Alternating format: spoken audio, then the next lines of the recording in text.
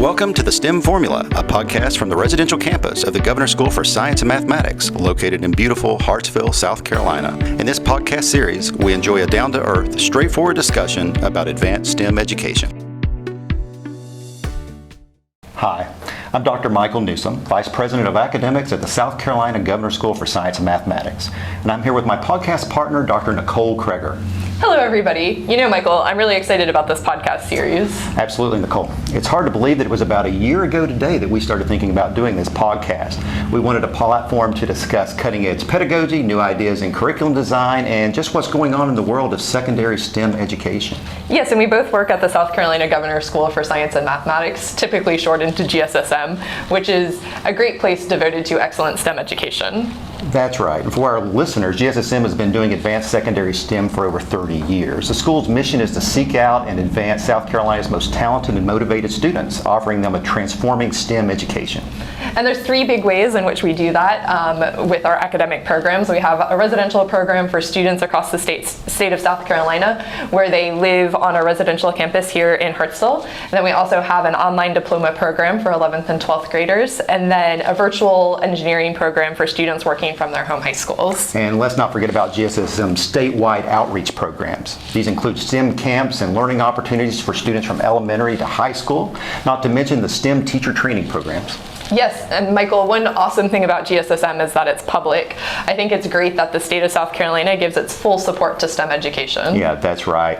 One of the reasons we thought even about hosting this podcast is because of our access to great students, teachers, and administrators. Over 90% of the faculty at GSSM have their PhDs in disciplines. Yeah, and today's our first show, Michael, so we wanted to give you a better sense of where we're coming from, and what better way to do that than interview GSSM's President Danny Dorsel. Yeah, Danny is an alum at GSSM's first ever class, and not only does he have experience successfully managing GSSM's many programs, but he's also a past president of the board of directors of the National Consortium of Secondary STEM Schools. Recently, I was able to interview Danny in his office on the Hartsville campus, and we'll play that interview right after these messages from GSSM. GSSM is South Carolina's nationally recognized STEM high school for academically gifted students. Take your education to the next level. GSSM Residential and STEM Foundations are for grades 11 through 12. Summer research and international travel lead to earning the distinguished GSSM diploma. Accelerate is GSSM's engineering program for grades 10 through 12, taught virtually, in real time, at participating schools. Students can earn 50 dual enrollment credits. GSSM offers all these opportunities tuition-free. Let's talk.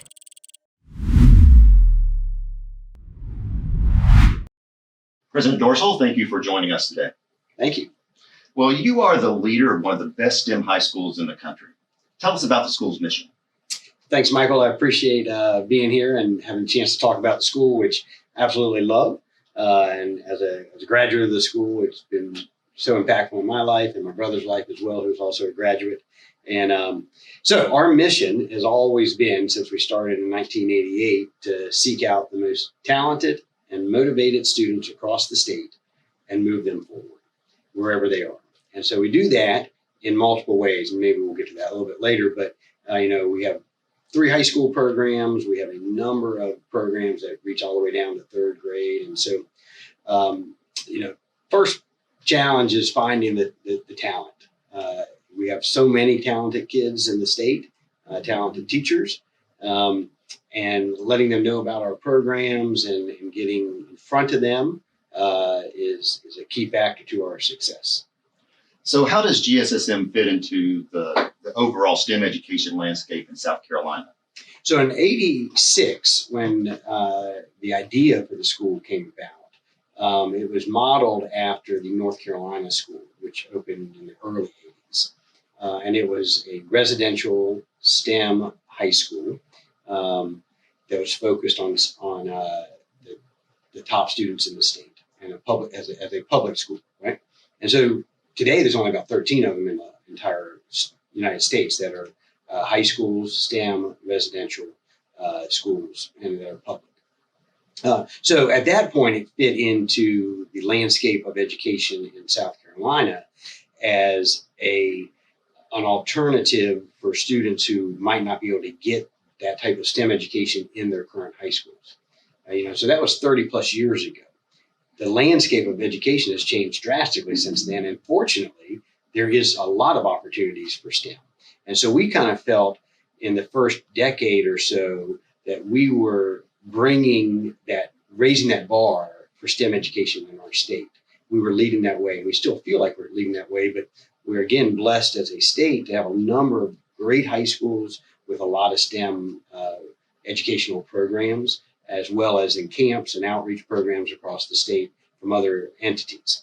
We still feel like we are at the cutting edge of all of that and leading the way, and doing it at a level that requires the resources from the state to do so, requires teachers, and most of our teachers are PhDs, about 90% of our teachers are PhDs.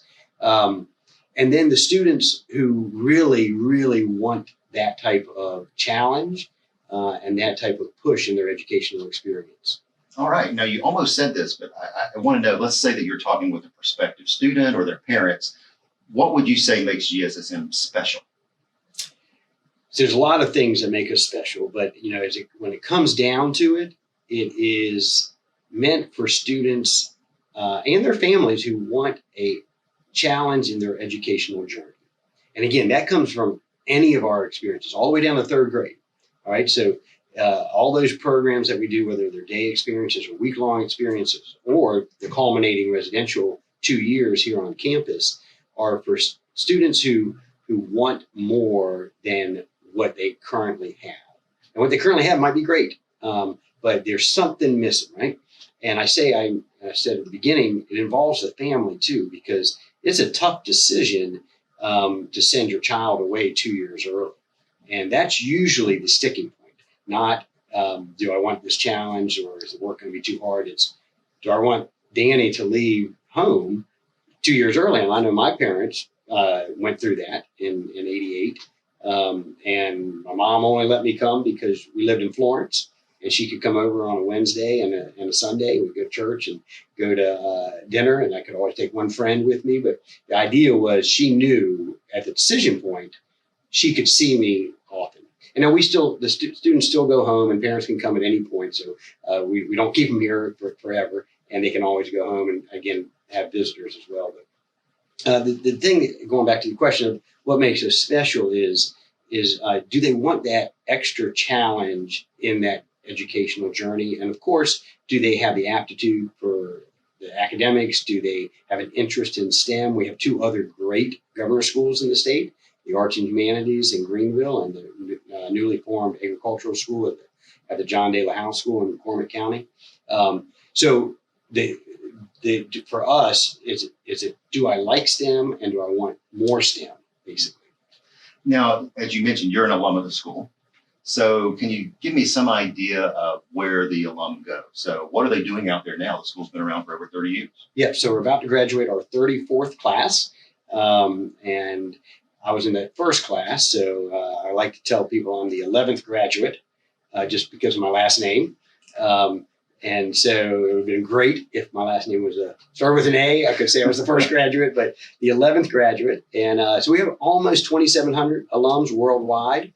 About 58% of them are in South Carolina, which is a good percentage. A lot of those are still in college. We have about 60% in a given year that stay in the state for college because we've got great institutions in the state at USC and Clemson and College of Charleston and Furman and Wofford. A lot of great options in the state. And then the lottery scholarship money is fantastic. It's really hard to not overlook that as an option. And so, but it's been fantastic.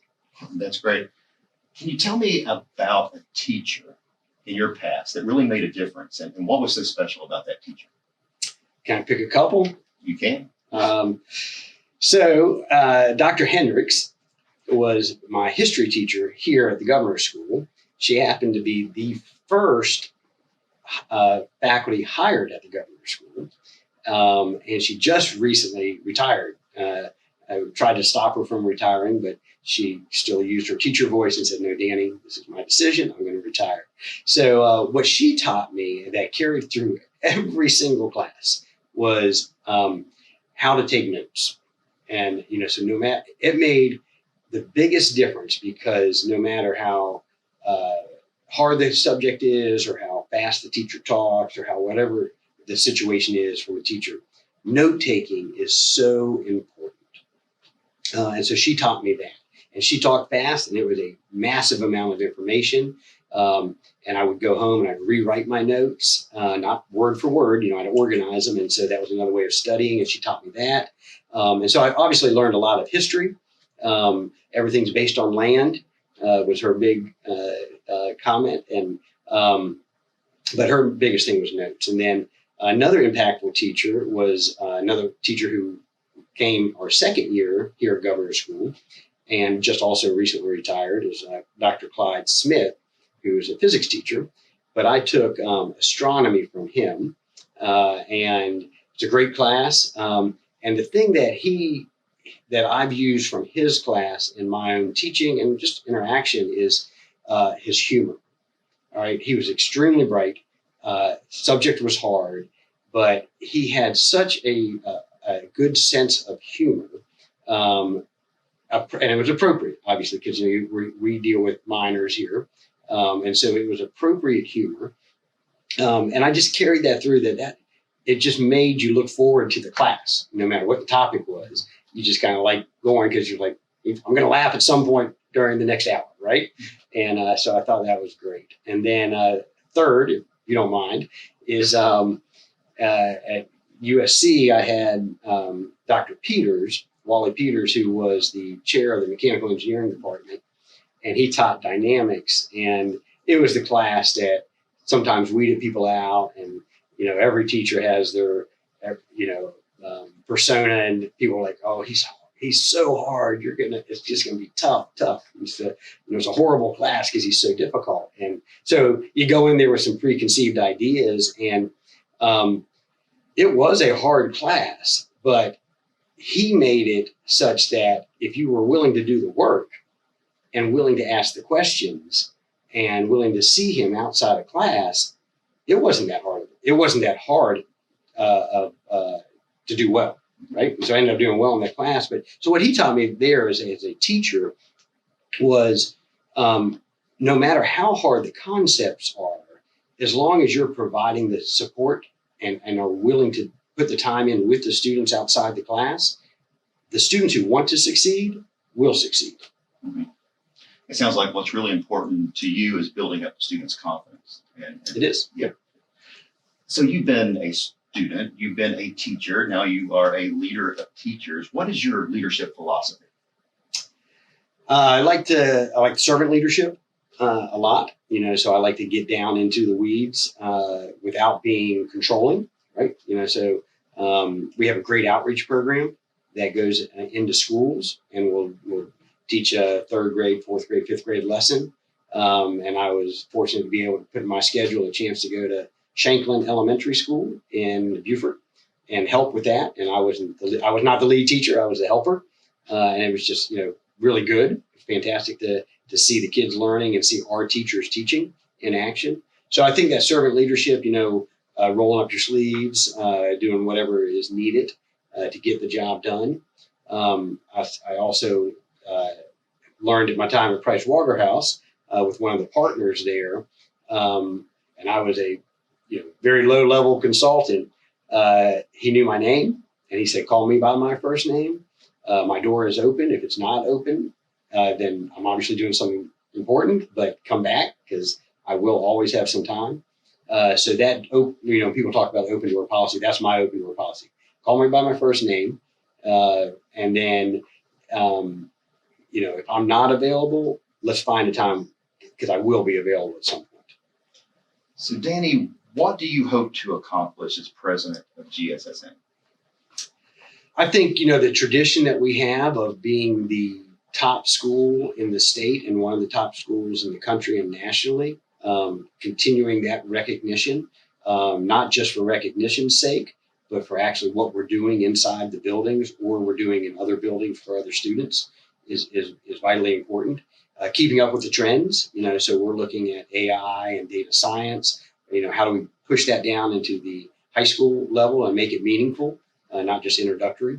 So making sure that whatever area of STEM education or humanities as well is emerging or is in high demand, making sure that we are touching bases with those concepts at least, and getting kids exposed to them.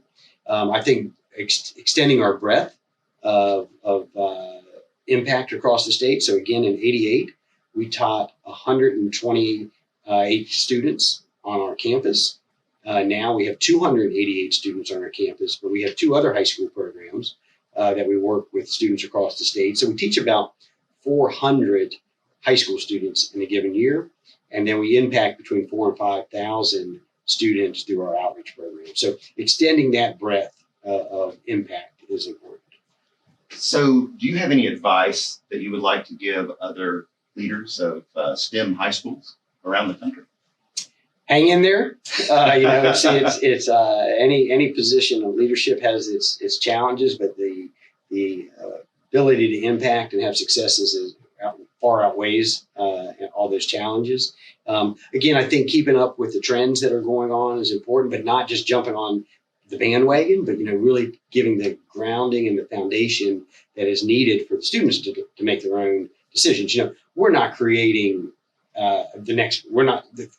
graduating from high school. You're not going to be a doctor or an engineer, or you might, computer science you might actually go and create a new company and do something right away. But for the majority of our careers, we're not the final stop, right? Our goal is to really prepare them for the next level, in that not only how to study and how to learn, but making good choices of what they want to spend their time doing.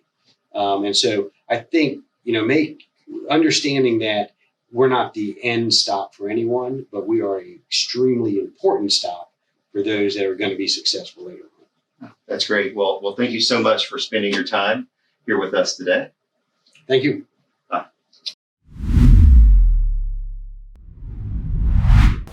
Michael, it's great to have someone like Danny as our first guest on the show. He has such great experience with STEM education, even nationally.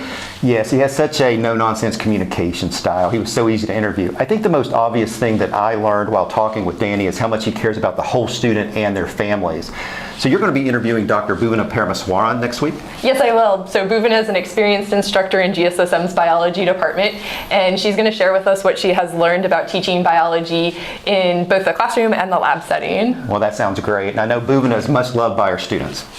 I'm really excited. We've almost got our studio completed. Yeah, I walked through there earlier, Michael. Great lighting and mic setup. Now we're just waiting for the final things to be finished in there. And then we can interview guests together. Yes, on one table. Well, thank you for joining us on the STEM Formula, and until next time. Keep learning and growing. Bye-bye.